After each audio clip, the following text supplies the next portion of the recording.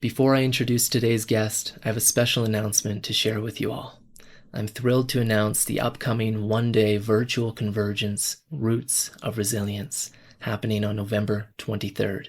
This event will feature inspiring speakers like Oak Mountain, Manda Scott, Elena Natalia, and Seth Kaufman. While Seth's episode will be released soon, the other three have already appeared on the show. You can visit their insightful conversations in the show archives as we prepare for this grounded gathering. This event is a fundraiser to kickstart a fund that will be offering scholarships for individuals facing financial barriers to accessing alternative and holistic health services, including the threshold counseling that I provide for individuals and couples. Tickets are available in the show notes, and a replay option will be offered for those unable to attend live. So please join us as we dive deep into the vital topic of resilience and support a grassroots initiative aimed at expanding access to essential holistic health services.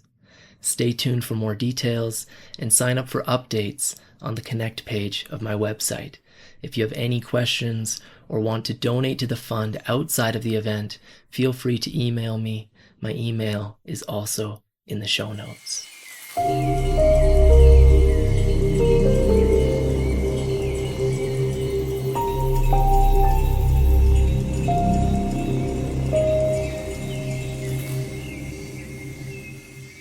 Welcome to Wild Heart Revival, a gathering place for heartfelt conversations and stories as pathways of renewal and revival.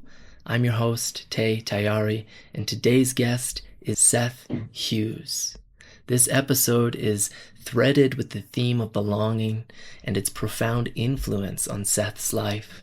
He shares his journey of reconnecting with the land and his own wildness, illuminating the disconnection and displacement felt by so many.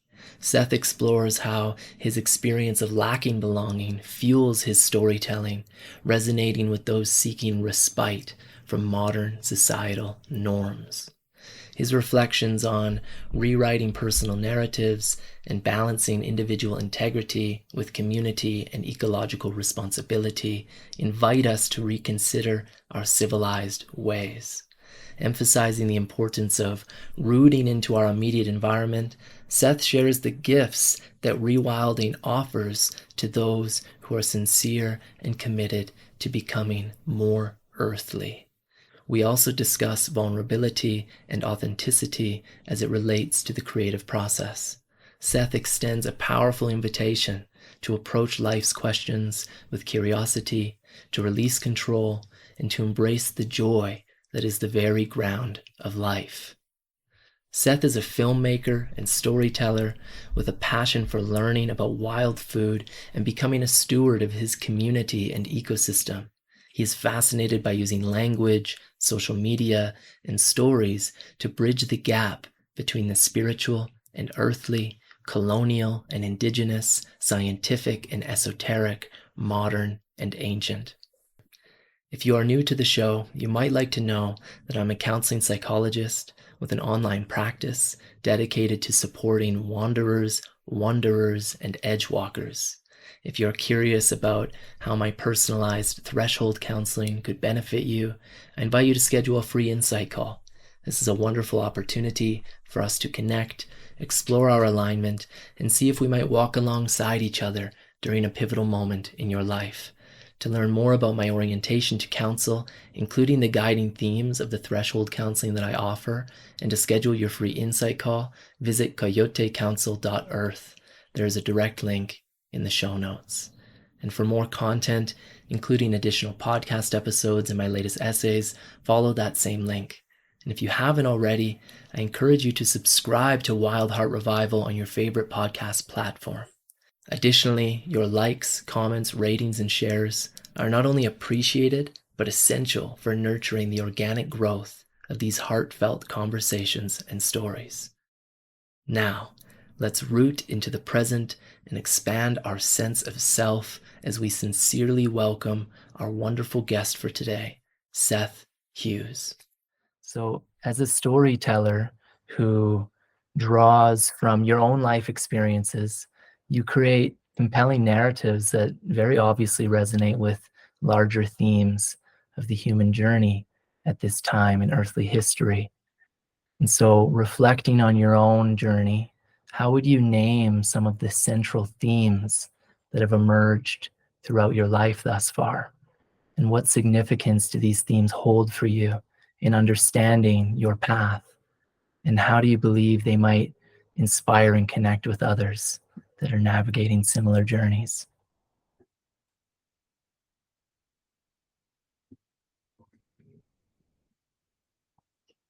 The strongest theme is belonging or lack of belonging. Um, I can create and weave stories around belonging because of knowing the feeling of lacking of belonging. And I suppose the classic narrative of feeling separate from community and family and things like that, really. Mm, Um, not knowing exactly where I kind of fit, but deeper than that, feeling like a big part of my life, feeling like just an alien on Earth, I suppose, and um, mm, it feeling like a revelation to find out that I was of the land. You know, the fact that that even needed to be a revelation is speaks right. to the degrees of separation. Um, so that's the central theme, I suppose. You know, before my channel was my name, before it was Seth Hughes, it was "You're from here." That was the name prior to that, and that "You're from here" message is still the overarching theme. You know, practices and ways to remind yourself that you are always in kind of relationship with the land. And that's it. Mm, yeah. So how do you think what is it about the way in which you're exploring that central theme and the branches of it? How do why do you think it is that people are feeling so connected to that theme? Mhm. Obviously, there's a resonance with also feeling some kind of disconnect, but does it go Mhm. deeper? How are you seeing that now?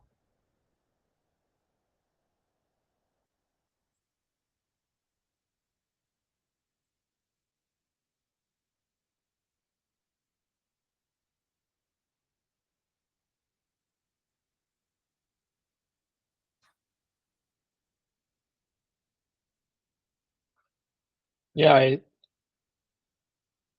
I mean, I think people follow me for lots of different reasons, and I think people connect with my story for lots of different reasons. Um,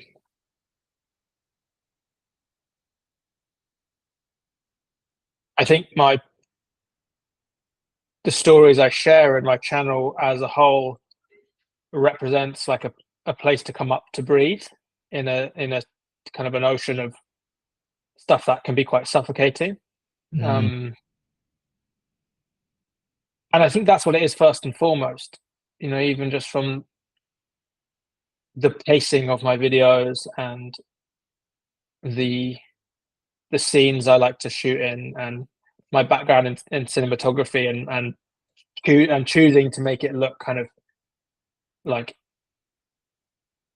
you know, picking environments that I think are relaxing to the human mm, mind and body, and creating that sense of it's a breather between potentially other things in your algorithm. I think that's what it is first and foremost, in a really kind of like visual way. Um, and then next on the topics, yeah, of belonging, and um, I think I'm aiming to inspect and rewrite stories of what we consider normal, and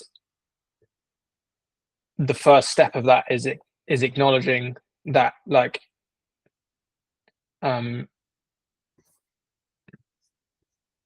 you know, if you've had that feeling of of disconnection and not feeling as if you belong somewhere. But you ultimately live in what you consider a normal world.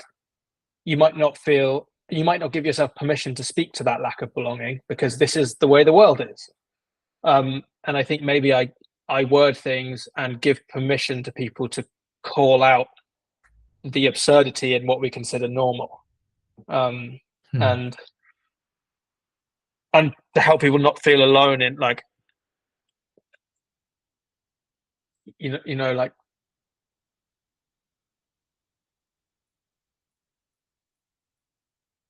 an example for me would be like having a lot more compassion for myself in the ways that I cope and emotionally regulate in an environment that isn't suited to my, like, human needs. And in the past, feeling very ashamed of the ways in which I would cope in an environment that doesn't meet my needs. And because I would call that normal and look at everyone else thriving and being fine, realizing that very few people are fine. Yeah. I'm probably not fine. And starting from there and calling out the stories and rewriting the stories that suggest that everything is fine. And just investigating stories that we all say are normal. That's probably the way I come on to this platform, is like pick a story that everyone goes like, that's the status quo, and then suggest why maybe it isn't. Yeah. I think something that drew me into the videos that you put out there was the pace of things, and of course the setting, being out in the wild. You'll have your shirt off or your shoes off, and you're in the elements in this very slow pace. That like you're saying, the algorithm is usually pumping out fast-paced, quick shots of people that are like really sure of themselves. They have a message that they're very clear on, that they have some sort of authority on. And the fact that you're slowing things down and embedding it into wild spaces, and then getting more curious, that slowness and that wildness invites a curiosity just by witnessing it. And then, so it's like a doorway for people to be like, okay, well, what's a little different here? And then there's just an inquiry around what is normative, what's normal, what does that mean? Why does it matter? And how might we begin to allow that inquiry to guide us toward rewriting narratives that maybe aren't helpful right now or never have been. So I'd be curious to hear, like, what are some of the narratives that you've really consciously rewritten for yourself in most recently? What really sticks out as feeling like vitally important for you? That's a very good question. Yeah, let me feel into that one.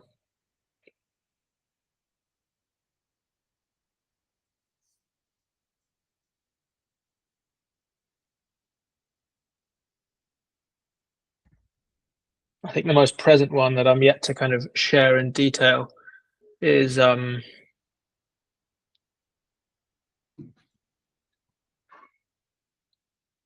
suppose somewhere around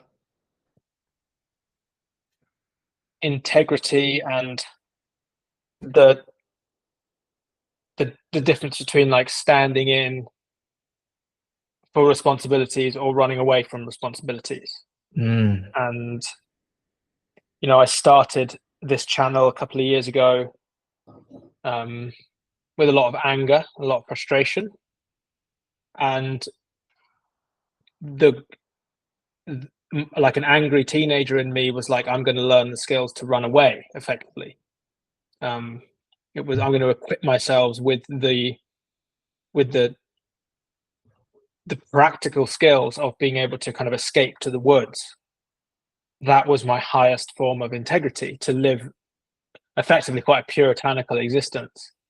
But in that process, having to abandon family, other responsibilities, kind of having to be quite solo in that pursuit. And that left me with a, I guess like an incongruence of having to choose between my own integrity or standing in and being kind of a responsible member of my kind of more modern community and family who don't always see eye to eye with my values. Mm. I was like, if I stay, I'm going to be breaching integrity, and if I go, I'm going to be like not not fully embodying the responsibility that I could be. And I think I was battling that, or like battling is the wrong word, swinging between them for a while. Mm-hmm. And when my kind of angry teenager would turn on more, I'd be back to looking at the practical ways in which I could run away. Mm. And I think my idea of integrity has, yeah, I suppose matured, not too dissimilar to what we spoke at just prior to returning the recording on this, like being able to expand around the impurity in myself, I suppose, or like what integrity means, and not holding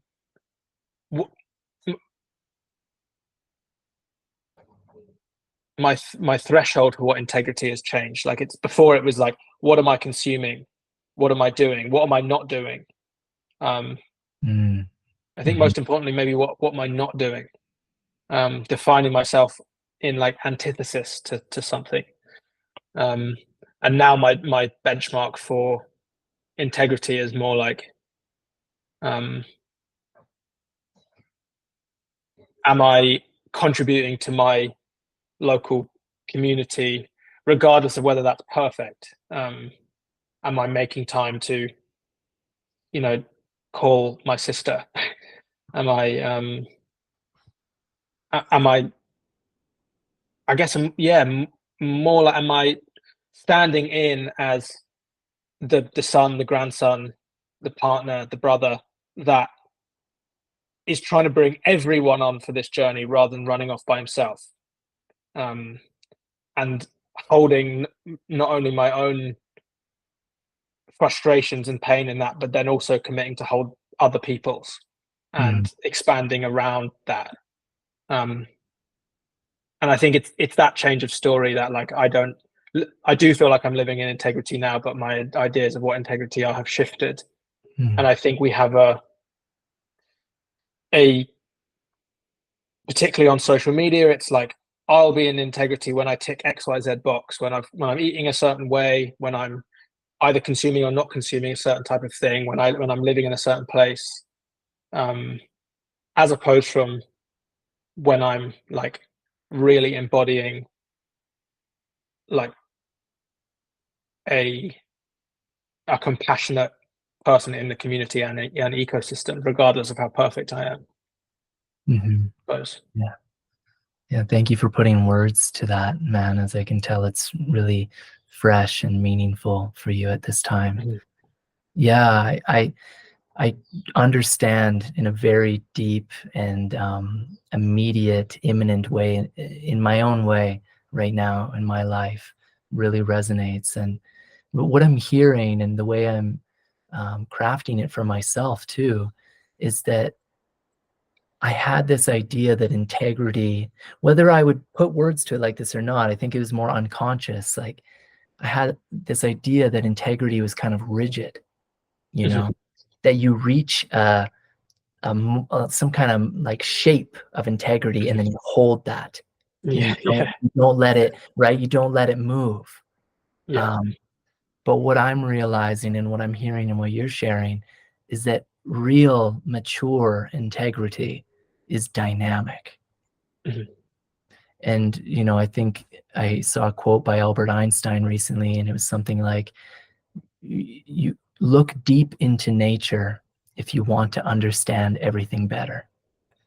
And I think in the topic of this conversation, it's like, if you look out into nature, into the wild, and you Mhm. have the inquiry of what is integrity outside of my human mind and consciousness and body and community, how is Earth living in Mhm. integrity?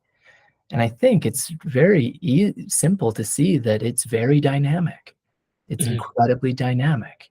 Creatures, living organisms are consistently changing their behaviors to remain integral to themselves and their immediate communities, as well as their overall ecological, bioregional and earthly community.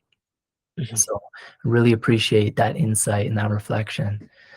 I just the other day, I'm going to share something a little bit personal because it's really present and important, and I think it adds value to this. A couple days ago, I entered into a psilocybin ceremony, psilocybin mushrooms, and that was the main theme for me, this integrity piece, because it's been coming up anyway, but the mushrooms just like threw me into it. And I realized that my holding on to this kind of unconscious sense of rigidity around what integrity meant was actually holding me back from the melting force of grief that I've been carrying and that I've been avoiding or not allowing myself to be fully undone by. And the mushrooms welcomed me into the undoing. And the next day, I sent off all these messages to these folks in my life that I had been putting off. So it invited me, and there's many reasons to that, but it invited me into this new level of awareness, this new sense of integrity that caused me to take action in my most immediate sphere.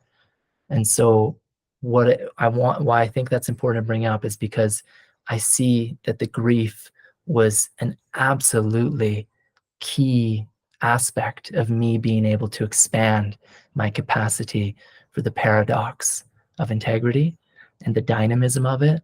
And so I'd be curious to hear your reflection on that, how grief has played a role in your life recently or at any time.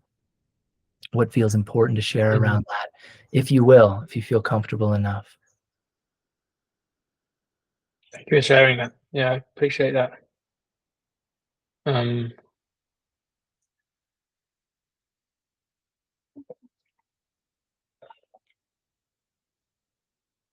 really,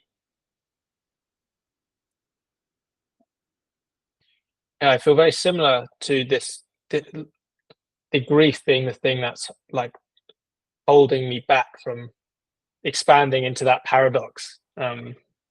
This summer I've been on a course called The Old Way, and it was 4-week course, April, May, July, and September. I just finished the final week of it. Well done, brother. Pardon? I said, well done. Thank you. Meaningful, yeah.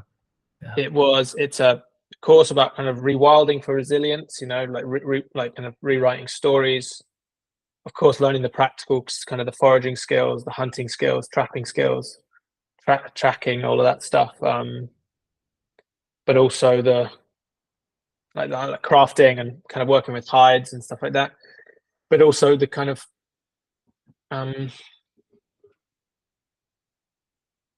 the work of rewriting the internal narratives and the inner rewilding and the inner connection to wildness.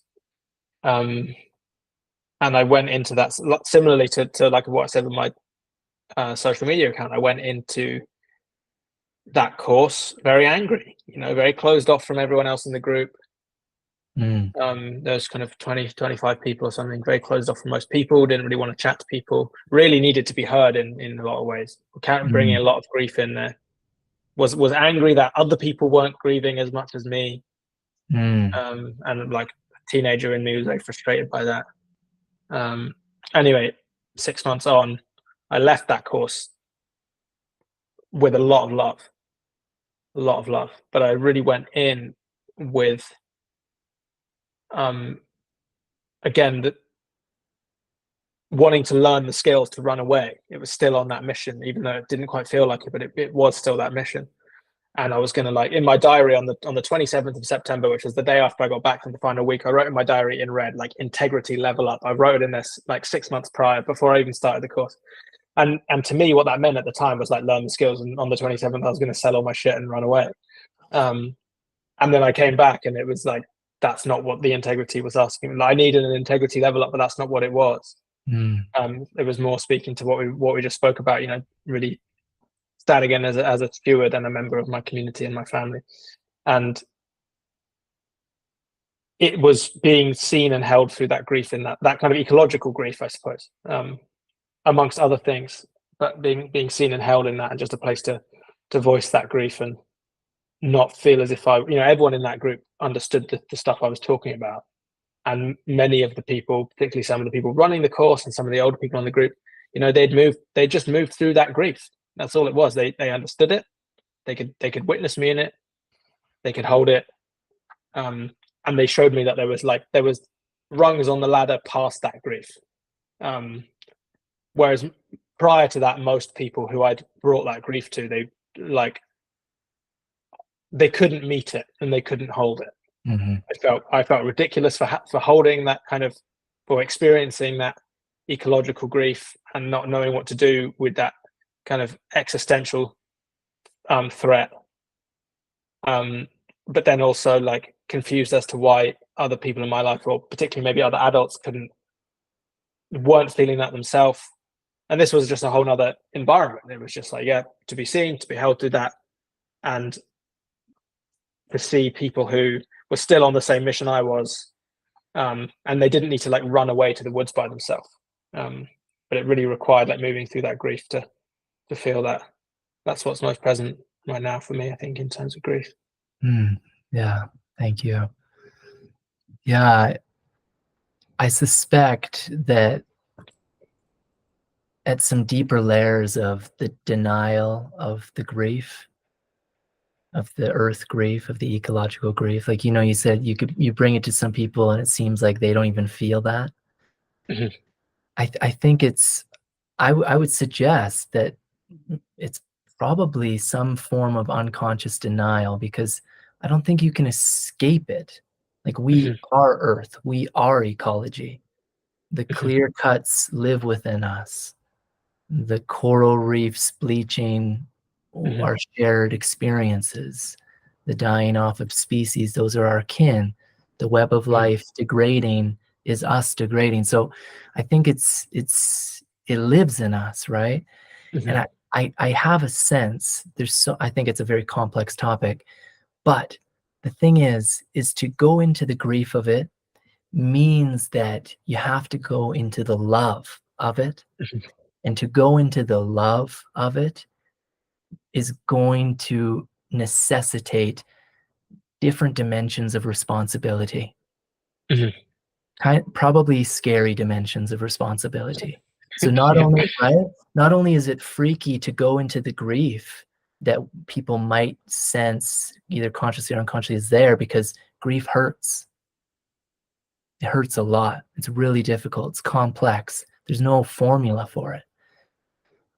And like you said, it's difficult to find support for that, real community that understands grief. Mm-hmm. Initiation cultures are long and gone for the most part. Mm-hmm.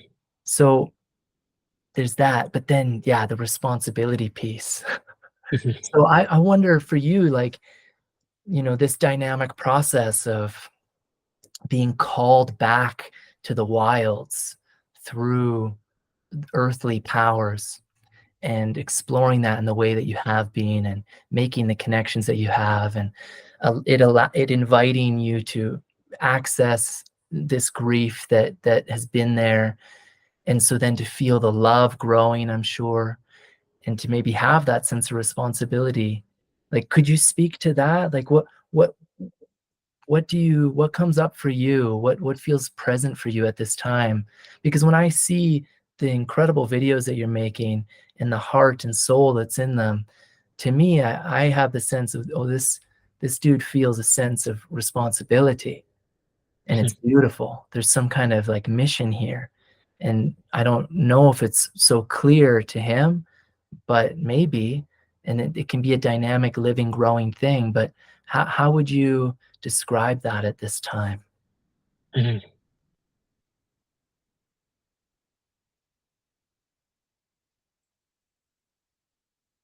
I've reached a point with it where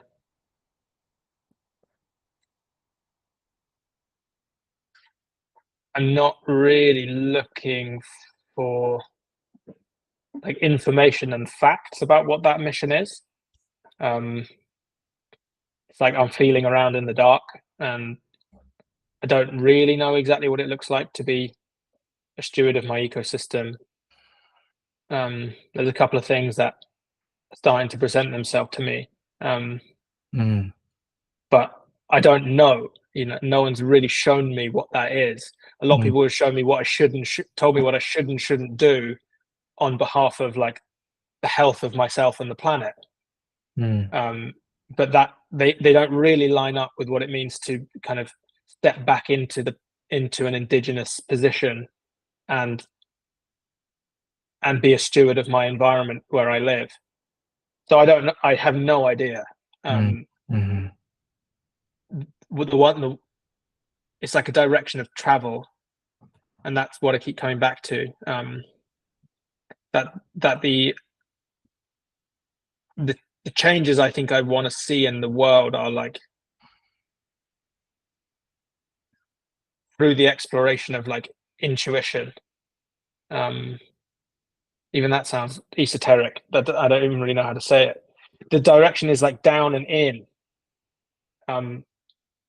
through time spent on the land, through building up a web of connections with people and different beings in my environment. And what I keep coming back to is like, say I have an opportunity to travel somewhere far away, or an opportunity to do something in my immediate community, it's proving more and more important to not travel for the thing. I don't need to be the person there doing the thing. I've not always. It's not 100% rule, but I over the last few years I've been leaning more and more towards like there's nothing more important than me being the person on the ground in my 20-mile radius, And if something is asking me to go beyond that for some reason, I'm firstly skeptical of it, and secondly, I really just scrutinize it. And is it really if I am stepping out of that like 20-mile radius for whatever reason, or maybe it's a bit bigger than that, but if I am, it has to be ultimately in service of my 20-mile radius. I have to be going there to get something to bring back. And for example, like the last year, I've been investigating a lot more kind of men's workspaces. And that's been an important part of my journey. One of my judgments of a lot of the men's workspaces was that it was promoting an increasingly growing globalized brotherhood, often quite dependent on WhatsApp groups and technology, without, in my opinion, much call to action to bring that work home. And ultimately, when I really need help from a brother, if that brother's in the US or Portugal or Denmark or wherever it might be, like, great. If I can get hold of them on the phone, fine. But like, I might need someone down the road, Right. And that's more important to me now. So like, yes, it might be important for me to go and learn the skills in, for example, men's workspaces, but to only ever to bring back to be in service of my immediate 20-mile radius. Because maybe I can't learn that where I am here. And it's always just to bring back the goods, I suppose, so I can become like, how can I strengthen my kind of partnership with my friends? How can I strengthen my relationship with my family? How can I strengthen the relationship with my community? And then how can I strengthen my ecosystem, And I don't really know, but I know that it's like the work is always where I am. It's not endlessly moving, because for me, like the journey is to re-indigenize, is to come back into a position of becoming the keystone species of a human in my environment. And of course, humans were nomadic, and we moved around, and often over really, really vast distances. But I think the speed is important. We're moving by foot or by maybe animal, but like, say, by foot. And if you're moving by foot, you're still always in reciprocity with the land. You're picking things, you're moving seeds around, you're moving lightly. So it's not that I think you should never move, but if you're gonna move, it's like it needs to be for me, I think it needs to be at a pretty slow pace. And often, and what I learned on the old way was that when we consider indigenous people to be nomadic, often what that meant was they follow a hoop, they follow a cycle, Mm-hmm. of where the food is, like from the woodlands down the rivers to the coast and back round, and although they're moving every few months, it's still in service of an immediate community. Occasionally people would come and go to other ones, and it's like it's not clear cut, like you say. It's the integrity is dynamic, and it Mm-hmm. is constantly moving, but it's for me, it's like it's in service to the land where I am. It just has to be. There's no other way it can be now. Mm-hmm. And the better I do me here, it means I don't have to worry about what's going on 2,000 miles in that direction. All I have to do is my one, and delegate the authority and trust that the person that way is doing their one. But Yeah. if I keep flying around and being person in a million places at once, I'm not doing my one. Yeah. Yeah. Yeah. I think that's so important to emphasize. Yeah. You asked some um, great questions some minutes ago. You said, how can I strengthen my relationship to self, land, friends, and family? And you said I don't know, but then you went on to describe some ways in which you're doing that, staying local, being aware and sensitive to what's happening around you, being committed and devoted to your environment. So I'd be curious to hear you go just a layer deeper, if you would, if something's there for you. What are some ways in which you've been strengthening your relational web? What's really working for you? And maybe what's been challenging but has felt really important in that process? Mm-hmm. I think the first thing that's coming up for me is family, and navigating the natural difficulties that arise in family, and also family who I don't live geographically that close with. Um, like I really want to. Me and my mom have a dream of living together.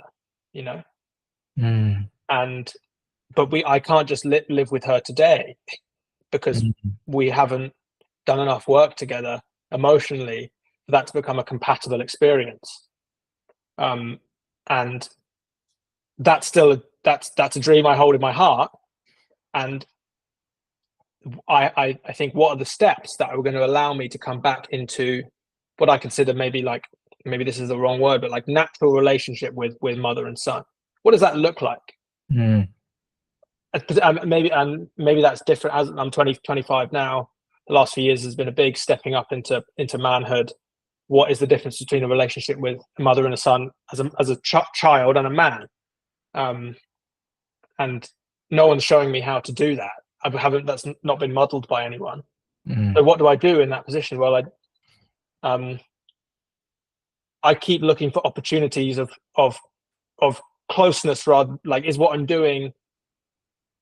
I used to almost consciously be doing things that were separating our relationship, right. you know, Yeah. little jabs here and there, because I ultimately was trying to move away, still in that running away mentality. My end goal was to, I don't even know, maybe the end goal was to never have to speak to her again, or whatever, like in Mm, some kind of shadowy way.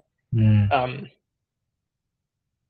but now I suppose it's more like being more conscious of, like, so what is the end goal? Well, the end goal is I want to live with this beautiful woman, and I want that relationship to be long and healthy and strong, and for her to be around with my children, and to stand in as a responsible grandmother in that way. So what can I do on a daily basis? What is being asked of me moment to moment to strengthen that relationship? Um, it's loads of things. It's just going a bit more of an extra mile, I suppose. Making the phone calls, asking for help. Um, when there's things on, making an effort to be there. Opening up opening up dialogue and trying to be as honest as I possibly can. even if that sometimes backfires. And even when it does backfire, let that cool down and go again with love and honesty, and Mm-hmm. keep seeing the wall and going like, this is yet another one I will have to navigate with you if this is what we want to do, and keep showing up for that. And um, that's what it means in terms of family, and also like sister, grandparent, everyone. You know, it's that with everyone. Yeah. And Yeah.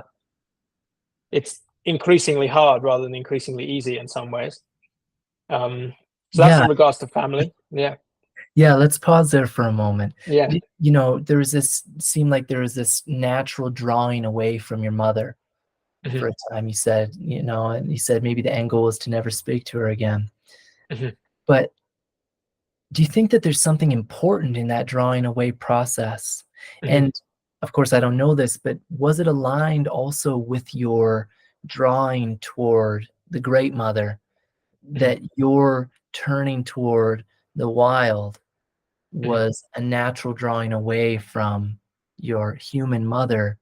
And is there something important about that journey, and it's what was cultivated in that and in Hmm. connected with the Great Mother that allowed you now to speak differently? You went from the vision of, oh, I don't know, maybe I wasn't going to speak to her again, but now I want to live a vital, long, healthy Hmm. relationship. We want to live together. So there's some things that happened Hmm. that suggest to me that there's something key to that pulling away, going out. And it makes me think about initiation cultures.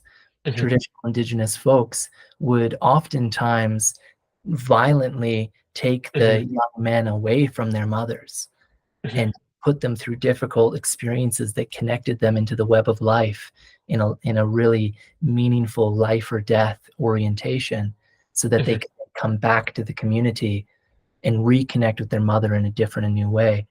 So these are the kind of thoughts that stirred for me, and I wonder if anything interesting comes up for you in that reflection. Absolutely. I think that's exactly what's happened. And I was craving that initiation and that death and that ego death, and to come back as something new.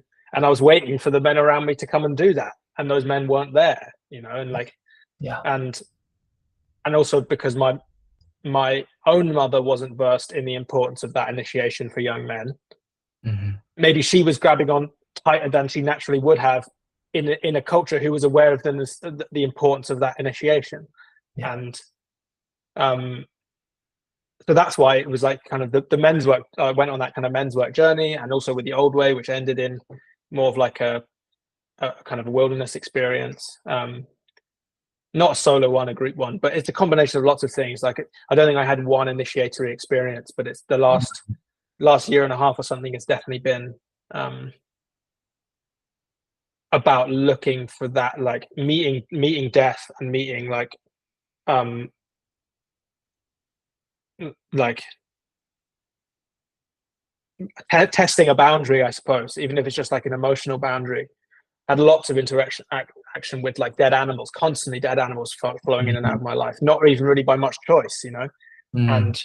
And going through the process of like skinning animals and dealing with bones and meat and flesh and like, Mm. I was walking down the street one day, had my headphones in, I was going fishing.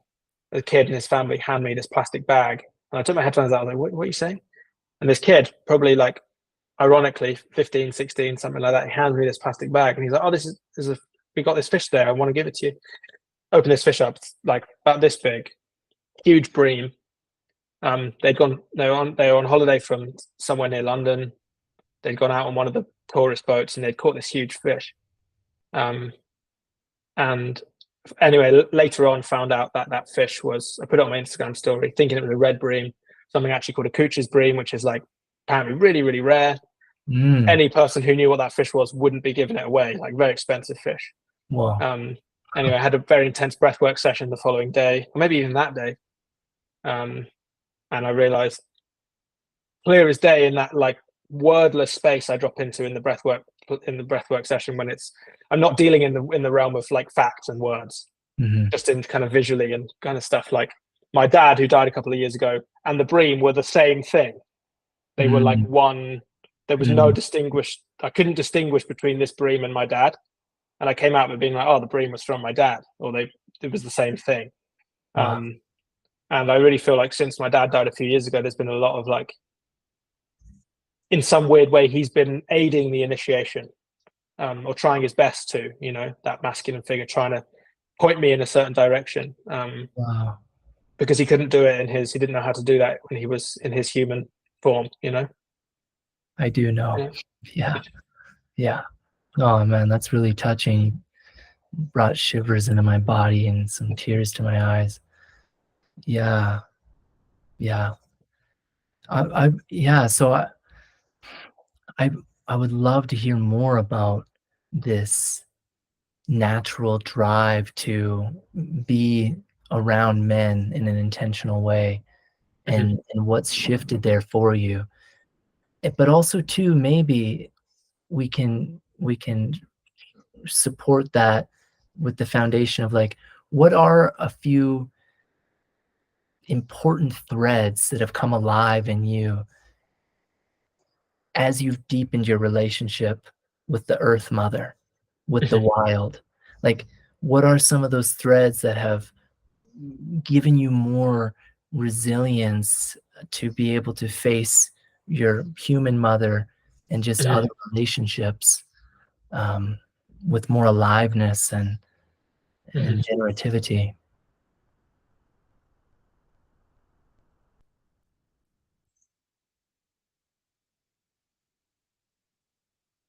So yeah, let's start with I guess the threads of connecting with the earth mother. I think, I mean, I was definitely doing that in a very unintentional way. Like I was Mm. desperately craving that, but I didn't know that I needed that. And I can connect the dots backwards, and it's quite clear now, and I can see that journey, but I didn't know that at the time.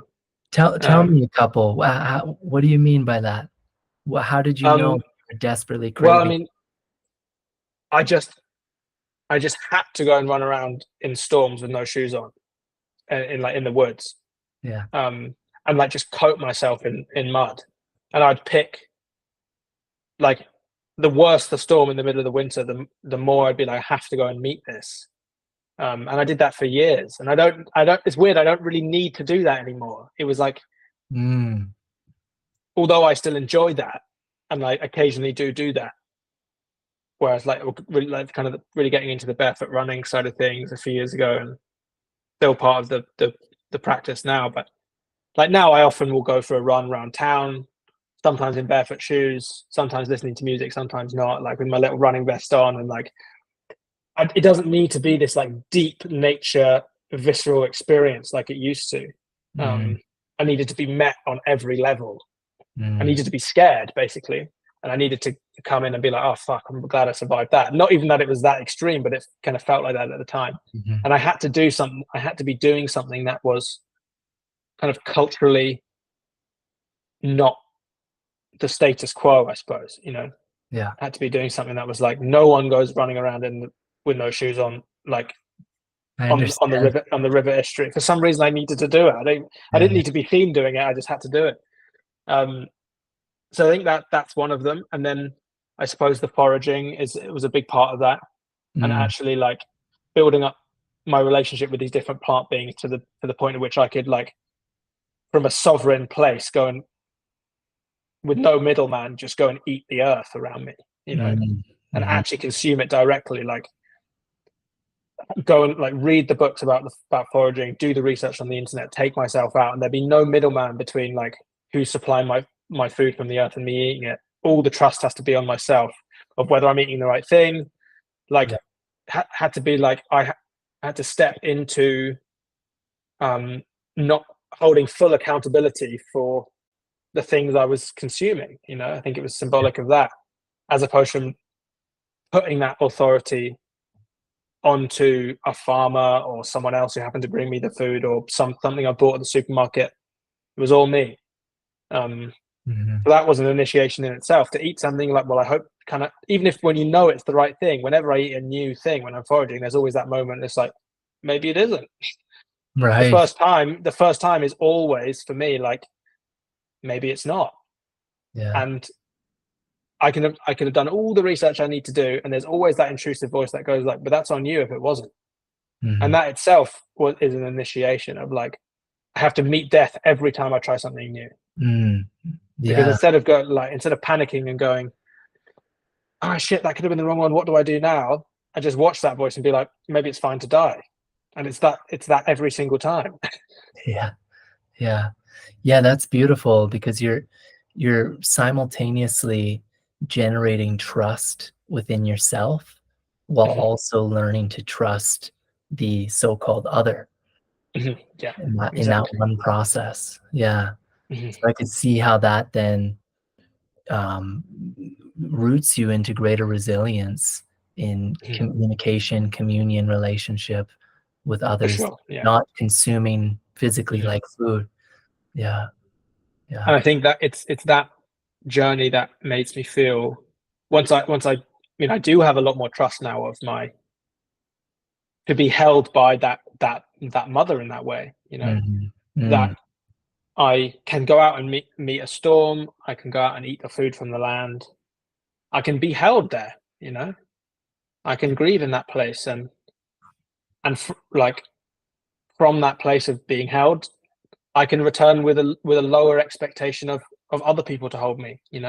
Mm. That's like the first rung. Like if I can't find the immediate community or family members who are going to hold that grief or hold that pain, I can go a rung lower and be held. The earth's not going anywhere. Like I can be held by that anywhere. That can resource me 2%, so that maybe I can show up for community and then find it from a human. But I Yeah. get it first from like down that way. Yeah. That's definitely been my experience. Yeah. I understand that in my own way as well. And I think that that, like, of course, traditional cultures, they were in community all the time with human kin,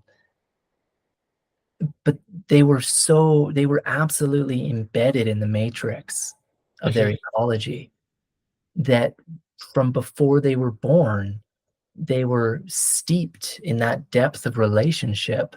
mhm, Like, the wild models for you everything. Like, mhm, it's a common adage from indigenous folks across the globe that we are, and I think this is actually just true on, like, a physical evolutionary level, we are the youngest species of Earth. mhm, Um, if not, we're amidst the youngest, that's for sure.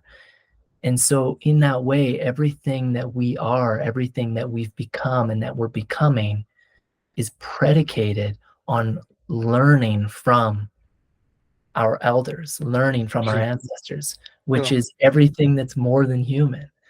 And the indigenous folks knew that. So in that way, earth and the wildness and all the kin, the seen and unseen forces and flows and beings that they are modeling for us Mhm, what it means to be alive as an earthly creature.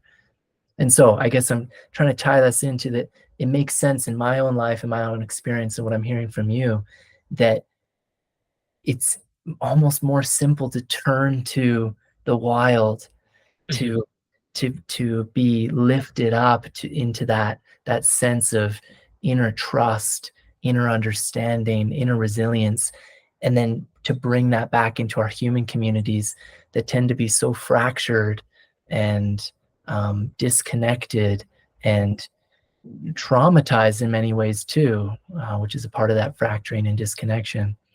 So beautiful. Thank you for that thought mhm, thread. Um, if unless there's anything else on that point, I would love to transition into the so-called men's work and mhm. discuss that a bit.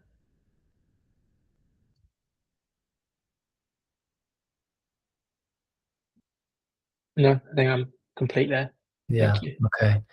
So what I like, so when you said that judgment that you were holding around what seems like a lack of rootedness or something that you Mhm, were perceiving in the men's work world, that's a judgment that I've held as well.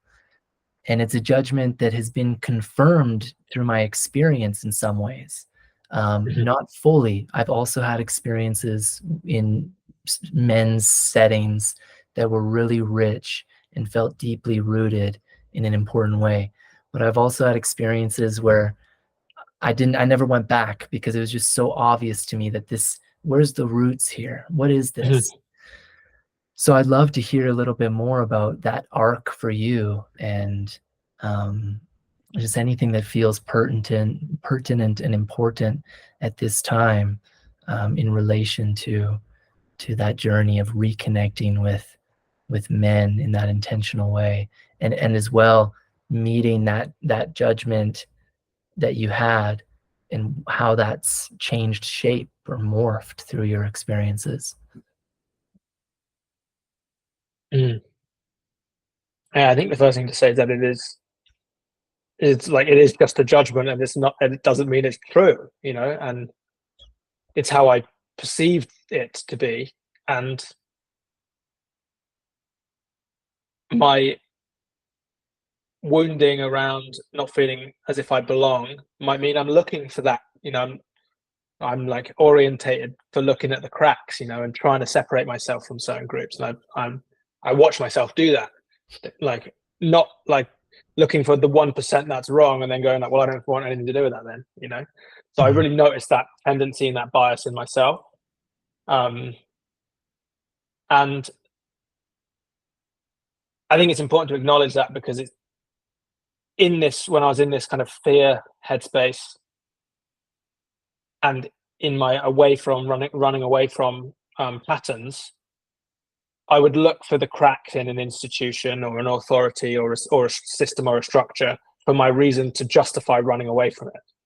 Mhm. And my overall feeling is that all men's work groups have their shadow, and I'm pretty much glad that all of them exist. And I think we're all on the same mission in that way. And regardless of the flavor of men's work that people are doing, like I generally I'm getting a lot from all the spaces I'm in, and they've How would all you really helped me. describe how would you describe that mission? You said we're all on that mission. Mm. How would you describe that? What is that to you? To me, the mission is to re-piece together what a um, what masculinity is, I suppose. Mhm. Mhm. And like we're all pulling on different fragments, and it's like for me, that this is just how it feels for me. Like we're all in the dark, and there's all these puzzle pieces of what potentially like indigenous masculinity looks like non-traumatized masculinity. I don't even really know what the word is. Mm.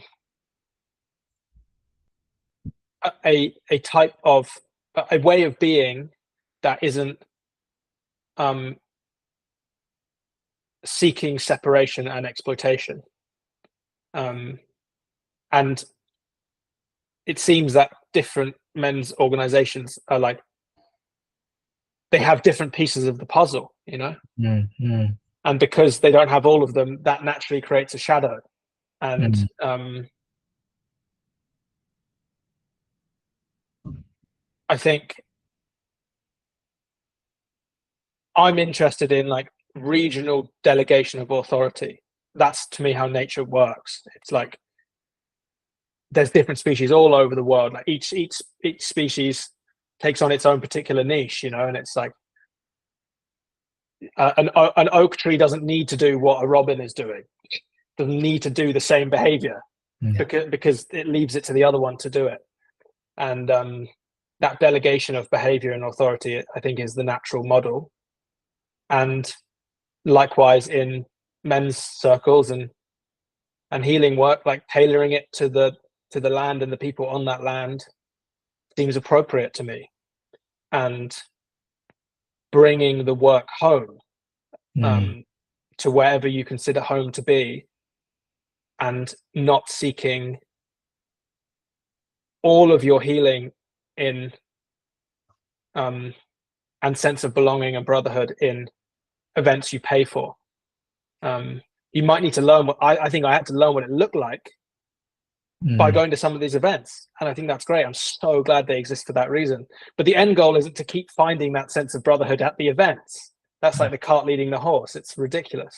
Yeah. And I also feel that if enough effort isn't made to express that within those circles, men who don't have that at home won't see the need in creating that at home.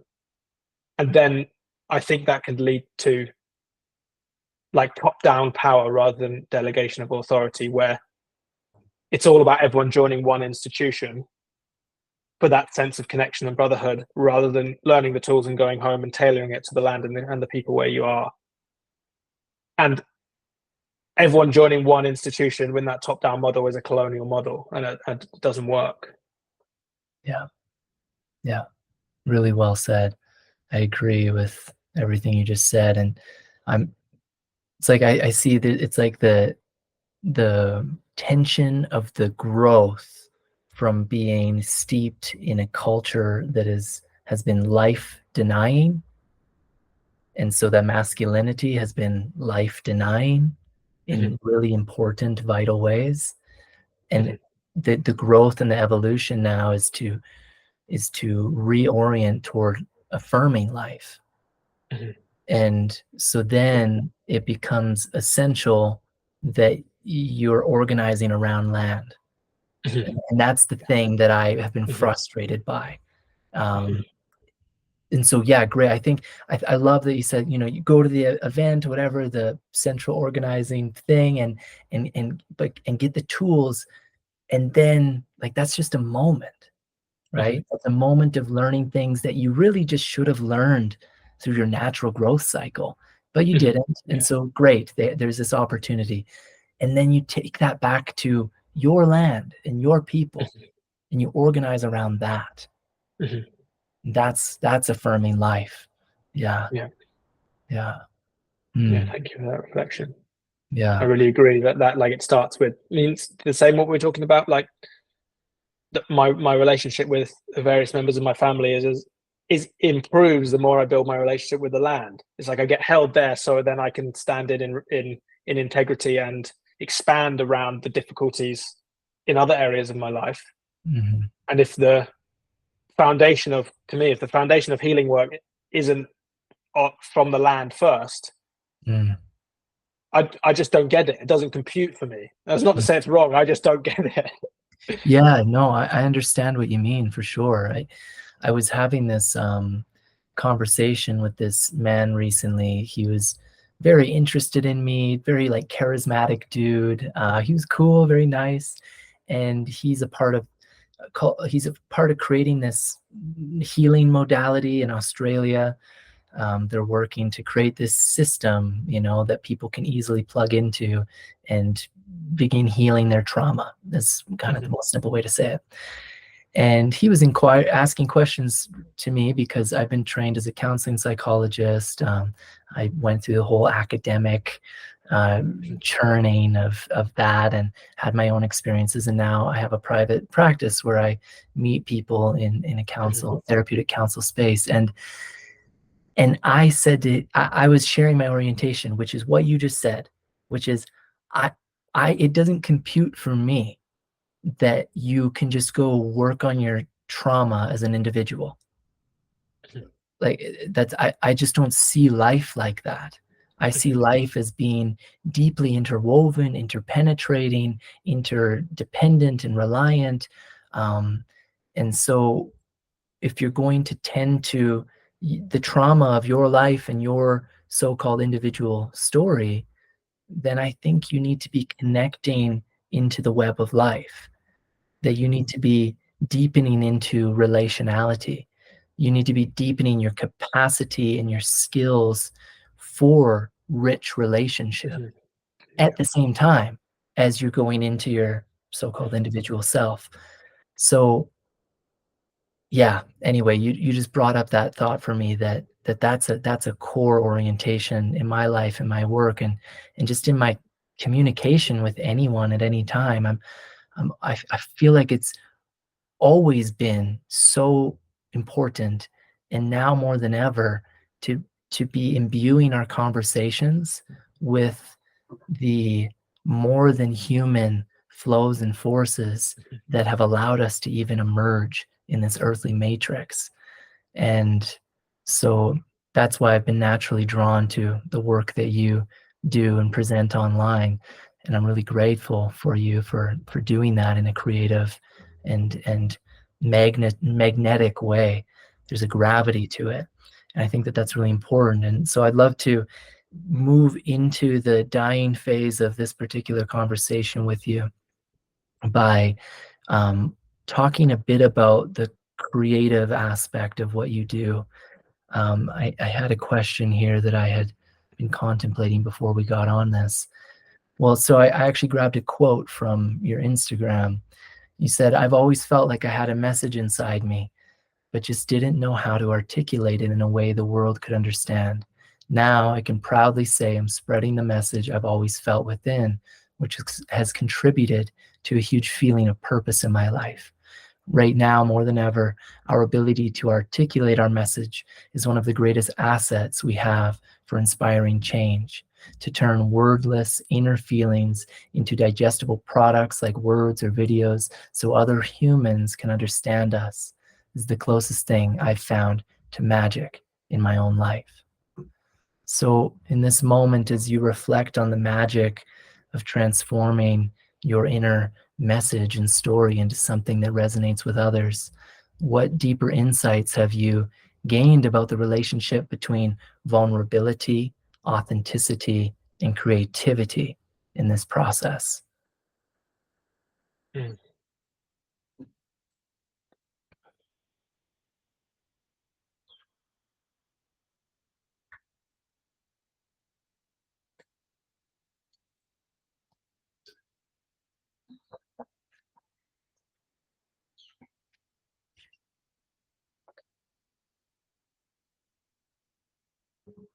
For me to be able to speak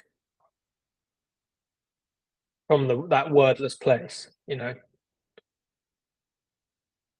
like I'm never accurately describing how I feel. Like it's never going to be. I'm never getting there. Mhm. I can't use the crude language I'm using to describe how I feel, but I can get quite close. Um, and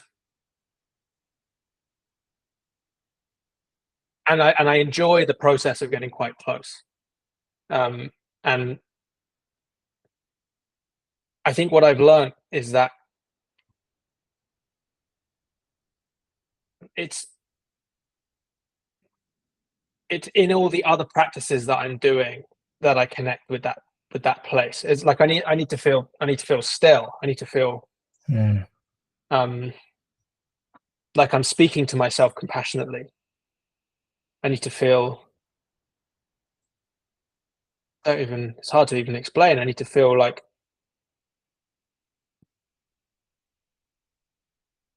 just completely in myself to Mm. speak from the most true place. Even the word authentic doesn't even really feel like it sits right with me. Tell me more about Like that. it's like don't think of a pink elephant, you know. Mm. It's like somebody like right, be authentic now. As soon as someone's asked me to do it, I can't. It's like Right. Well, that's how. let's pause there for a moment. I think that's such a great inquiry because up until right then, you were using the word feel. You said it like 5 times or something Mhm, like that. And then I questioned you about authenticity because of your statement, and mhm, then you brought up thinking. mhm, So that's interesting, right? mhm. Yeah, no, that is interesting. You were Yeah. grounded in the feeling of it. You kept Mhm, bringing it back to that, and then we thought about authenticity for a moment, mhm, and you brought it up to here. mhm. It feels important. Yeah, no, I think that is important. And for me, I think being me is is like is an activity where I'm kind of trying, and to breach my authenticity is the moment that I'm trying to try. Mm. And as soon as I feel as if I'm watching myself doing it and judging that process, I could say I'm out of, like, as soon as the camera gets like turned back on me, to use that kind of ironic analogy, it's like I've lost it. Like I can't grab onto authenticity. The moment I realize I've got it, it's gone. Mm, And mhm, I think that's an important thing to bring in, because I mean I do one-to-one, like, work with people around connecting with their message, and I think authentic is an important word, but I also don't want to get hung up on that, because you know the internet and the way I present myself is a it's a parody of reality, and it's mm, always going to be slightly acted. It's going to be filmmaking is an illusion. There's mm. so many things, all the things I'm not saying and not framing in, and some people Right. go, "Well, that's inauthentic. You should turn the camera 2 millimeters to the right." But it's like there's always going to be something that's not in there, and I'm going to use that to help tell the story. And Mm. sometimes I look back at some of my old videos and I go, "Oh, well, maybe I was acting a little bit more than whatever," but that's what felt right on the day. So always in retrospect, it was always authentic. Um, It reminds me of the early David Attenborough films where he eventually got called out on this because they'd be filming wild spaces, but mhm, if they turned their camera just that way, there'd be a factory or there'd be a garbage pit or there'd mhm, be something like that. And he got called out on it enough eventually to where he began to incorporate more of the realness of the mhm, interactions of wildness and the mhm, symptoms of civilization and domestication. And you're reminding me of that now. It brings up the inquiry for me of like creativity grounded in authenticity. And I don't want to get caught up in that either, right? Authenticity is part of a mosaic. And like mhm, vulnerability is there, courage is there, responsibility. Like there's all these other concepts that hopefully we're learning to live into better over time mhm, that allow authenticity to be that authentic. And the reason why I brought up the question of that connected to vulnerability and creativity is because I'm wondering like what what do we what do we really need to create what we hope to create? What do we need to do to be? mhm, How do we need to orient toward life?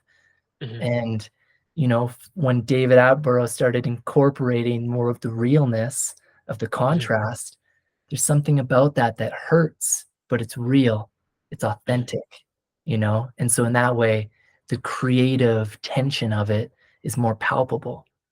mhm. Are you kind of I following know what? what you mean, yeah. Yeah, And my answer to that is like sometimes, yeah, and I think it's sometimes it's really powerful to include, y you know, the thing that's on the other side of the camera, and then mm, sometimes it's not in service of the story, and it's not always cut and dry as that. Um, is it like I think that as a filmmaker, I know that it's always going to be an illusion. Like the camera it's only ever going to be pointing in one direction.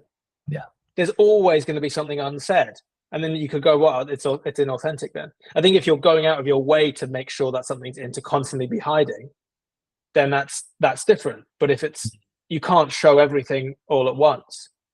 Um, and same with my own authenticity on or my own character on screen. I'm only ever like I'm showing aspects of my multifaceted character, yeah. you know? Yeah, absolutely, for sure. I mean, that's what this is too. If you would have Mhm. seen me 2 days ago with mushrooms in my system, wailing and sobbing and Yeah, right? But I don't yeah. people don't get to see that on here, so Mhm, absolutely, and there's nothing wrong with that, right? I mean, that's just how it is.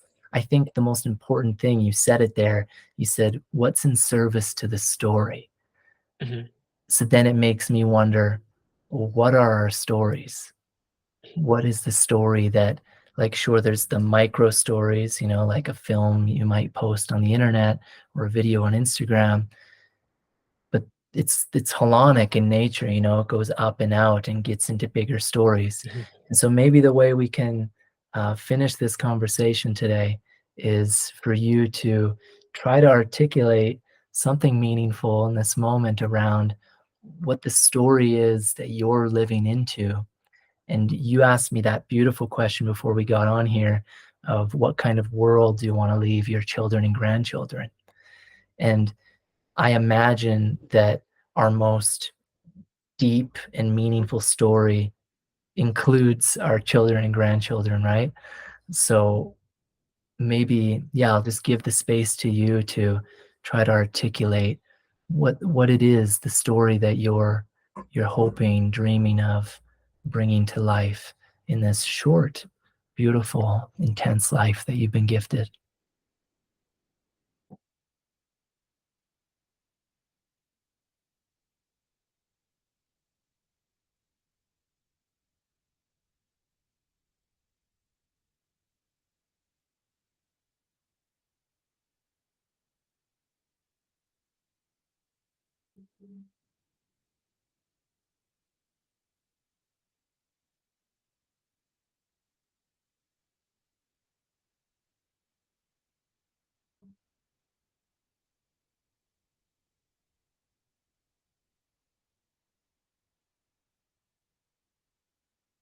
What's coming for me right now is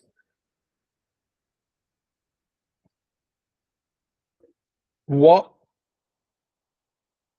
things are getting in the way of me kind of being able to enjoy the day, basically. Mm, Why won't I? Why can't I? Or why am I not allowing myself to enjoy being alive? mm, And I think our our culture built on exploitation, slavery, colonization, and a lot of pain in the external world has created a lot of a lot of things that make life quite hard to enjoy quite a lot of the time. You know, a lack of safety about where your food is going to come from. mm, Um, mm. Yeah. Not feeling completely supported by your community, not having one, not feeling part of that. Um, there are many things like that,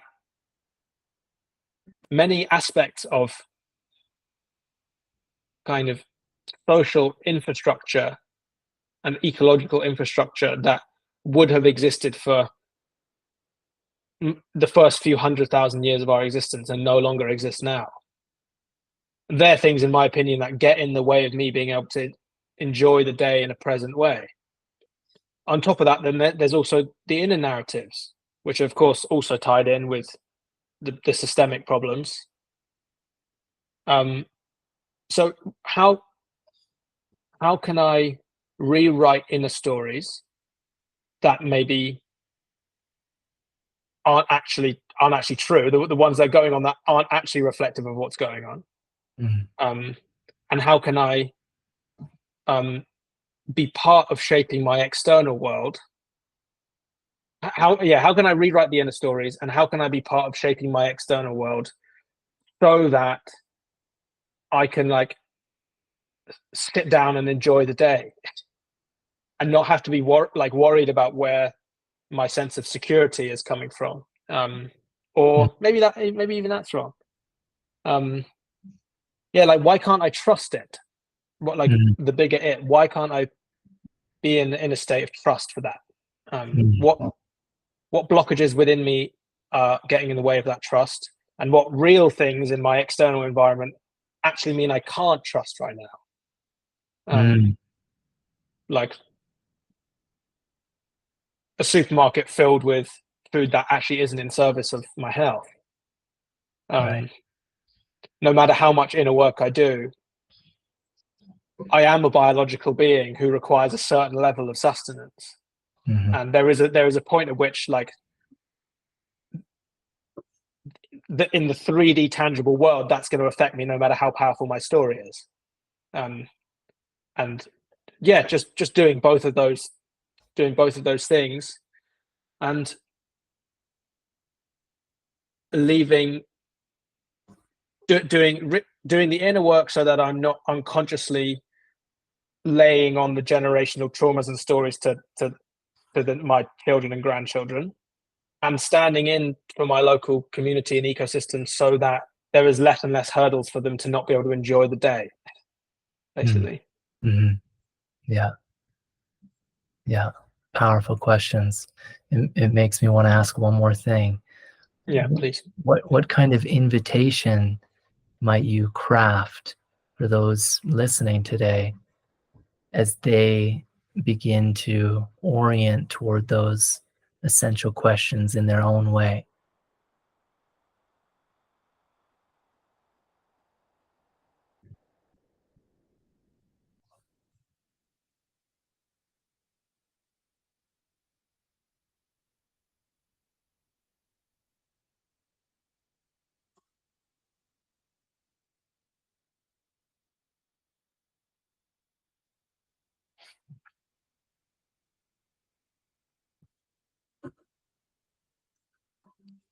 As I invite,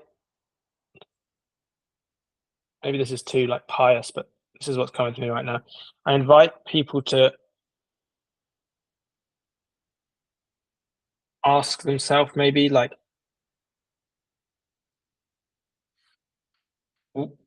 what they perceive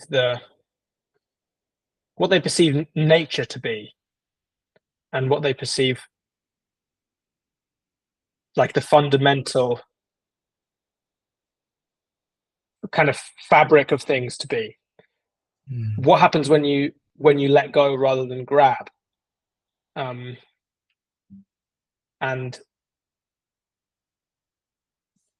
I feel that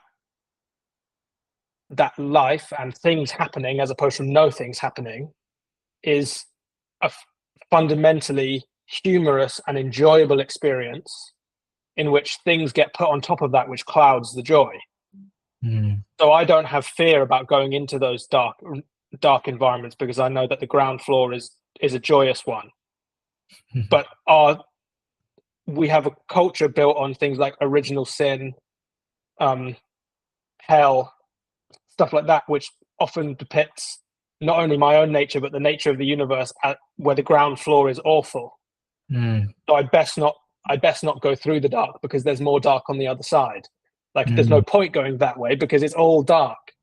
And I think that's the story I've been conditioned with, to have to force joy, because if I let go, the joy isn't going to, like, my sense of enjoyment comes by me inflicting my will on the universe, because ultimately it's a scary, desolate, awful place. But if you flip that round, and it's actually like life is meant to be something that's enjoyed, it's ultimately a humorous thing rather than a tragic thing. That gives me permission to let go and know that the ground floor is it will be that if I allow myself to fall, basically. And ask yourself, in you, which one is the dominant narrative? Do you think that the ground floor is like joy or suffering, basically?